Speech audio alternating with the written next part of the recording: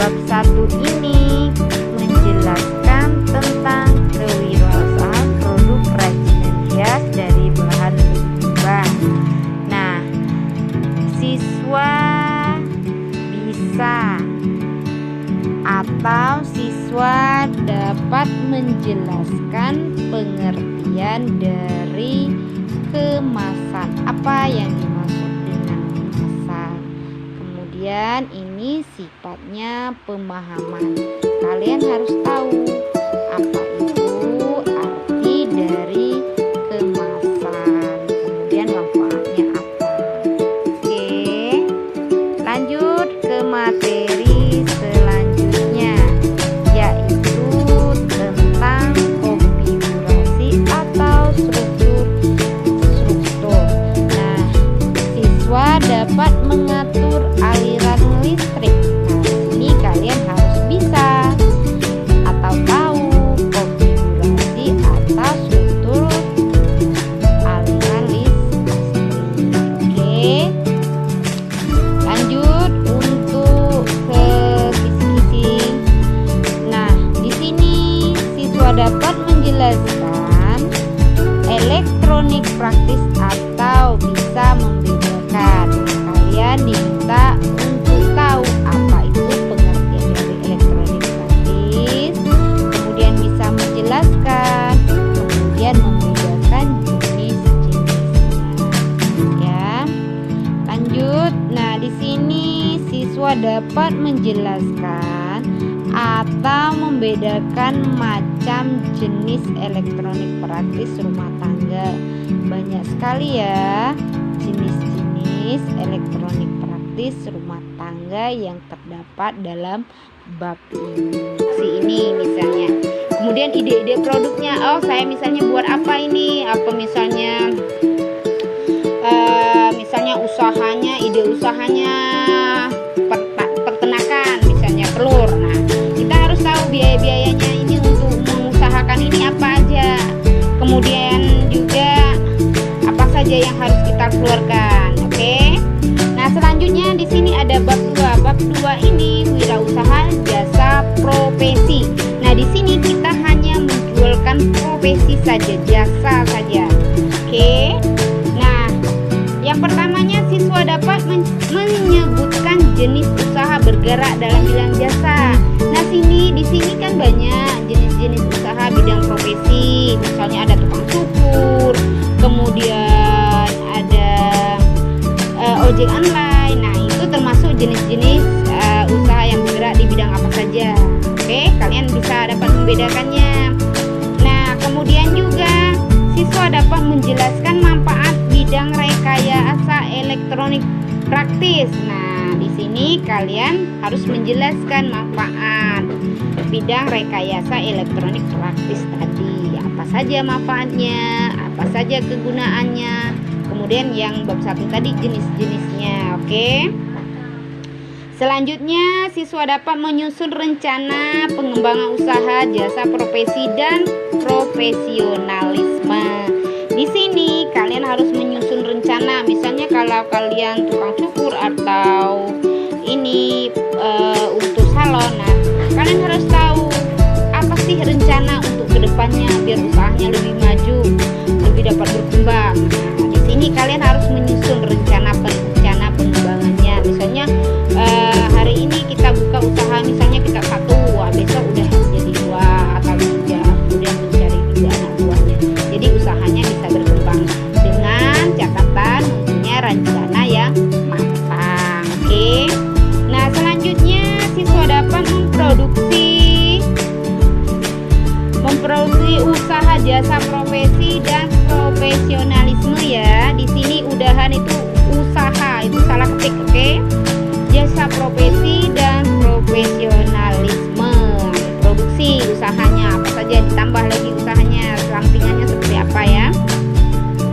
Nah, untuk selanjutnya siswa dapat memasarkan produk usaha jasa profesi serta bisa menjelaskan rekayasa elektronika praktis. Nah, kalian bisa memasarkan usaha jasa profesi. Misalnya kalian apa usahanya, kalian bisa memasarkan, oh di sini misalnya potong rambutnya bagus, ini keren, apa segala, dari mulut ke mulut dulu ya. Kemudian baru kita sistem online apa segala macam untuk memasarkan biar usaha kita menjadi lebih baik dan lebih menarik. Oke. Nah, untuk selanjutnya kita ke bab 3, yaitu wirausaha produk-produk budidaya ternak unggas petelur. Nah, di sini kita menjelaskan tentang budidaya ternak unggas petelur. Oke. Nah, di sini pemahaman atau penalaran tentang budidaya. Di sini siswa dapat pengertian tentang budidaya. Nah, kalian harus bisa apa sih pengertian dari budidaya? Nah, harus tahu ya. Kemudian apa saja yang mencakup tentang budidaya? Nah, itu harus kalian bisa menjelaskan semuanya. Nanti nyangkut di soalnya. Oh, ini misalnya dimaksud jurusannya ibu ini ke sini misalnya ya. Nah, untuk selanjutnya siswa diminta untuk memahami mengenai wirausaha budidaya unggas. Nah, kalian harus memahami apa sih wirausaha budidaya unggas ini, bergelut di bidang apa, langkahnya seperti apa, rencananya seperti apa, biaya modalnya seperti apa. Nah, semuanya harus bisa di sini. Nah, oke.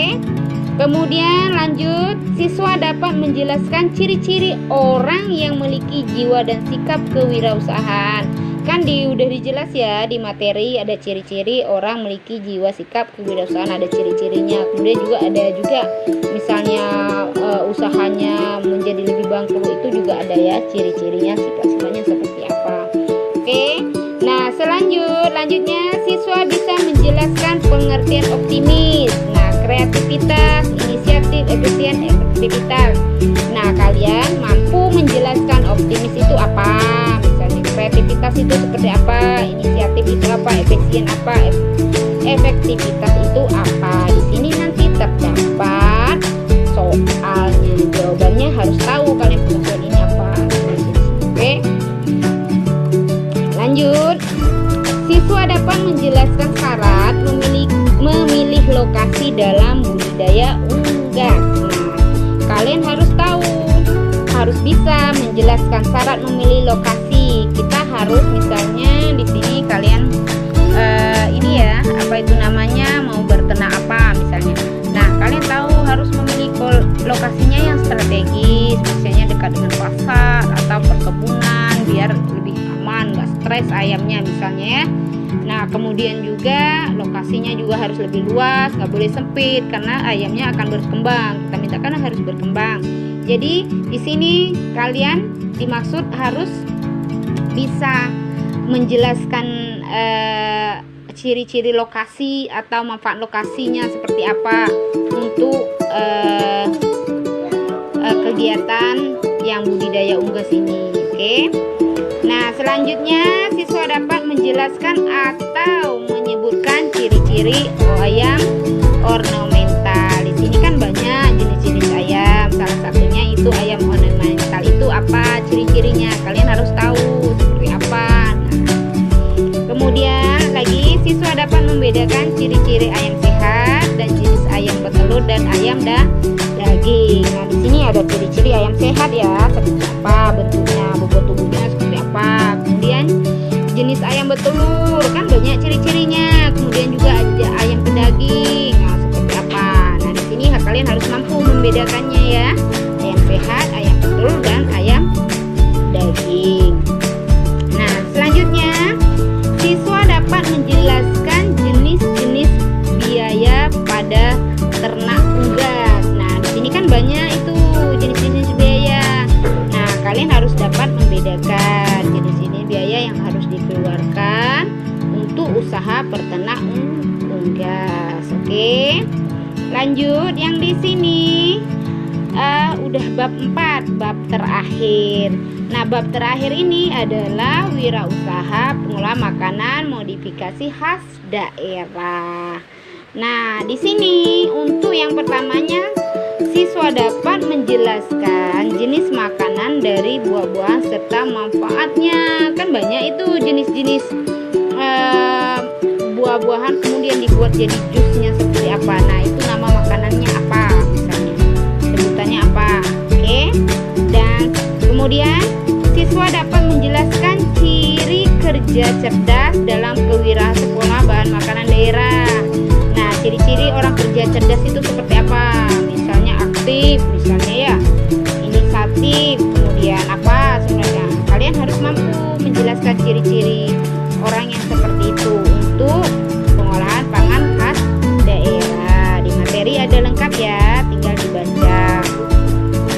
Kemudian selanjutnya siswa mampu menjelaskan jenis-jenis vaksin beserta fungsinya. Nah, untuk memelihara unggas di sini kan ada vaksinnya agar ayam tersebut bisa bertahan, kemudian bisa juga terhindar dari penyakit.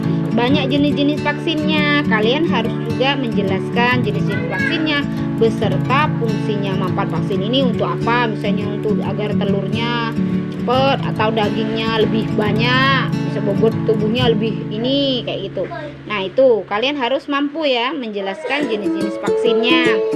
Kemudian lagi siswa dapat menjelaskan prinsip cara kerja dalam bidang makanan khas daerah.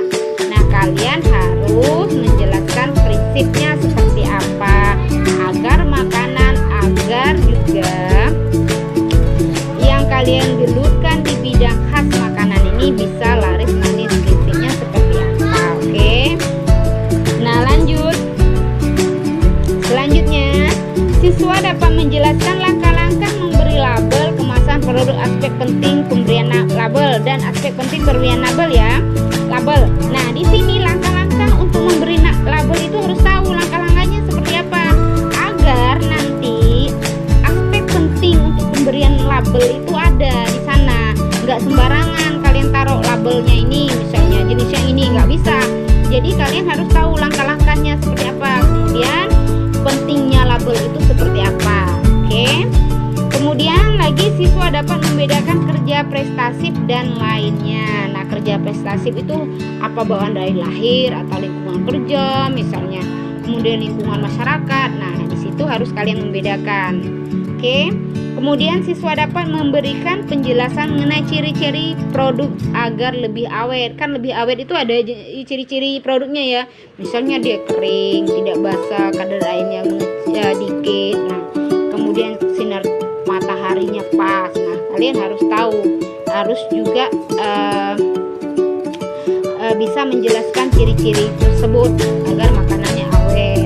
Apalagi untuk terkena unggas ini ya, kalau misalnya kalau untuk masakan itu ya harusnya ya itu tadi harus kering. Misalnya kalian keripik pisang misalnya kan biar nggak melempem harusnya seperti apa. Nah, harus tahu ciri-ciri. Oh, misalnya ini ciri-cirinya pasti awet ya karena udah dikeringkan. Misalnya ikan asap ya, kalian harus mengasapkan terlebih dahulu.